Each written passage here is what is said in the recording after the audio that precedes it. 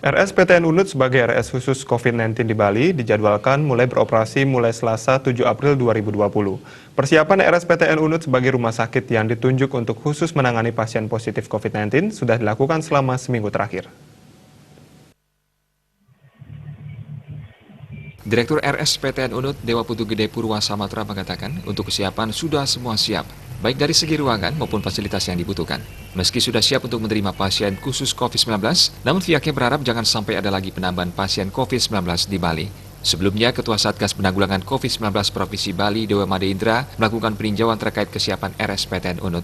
Ia menjelaskan pengertian siap yang dimaksud, yakni siap dalam kapasitas penanganan yang lebih banyak. Karena menurut Dewa Indra yang juga Sekda Provinsi Bali ini, RSPTN Unut sebelumnya hanya menangani pasien COVID-19 dalam jumlah sedikit.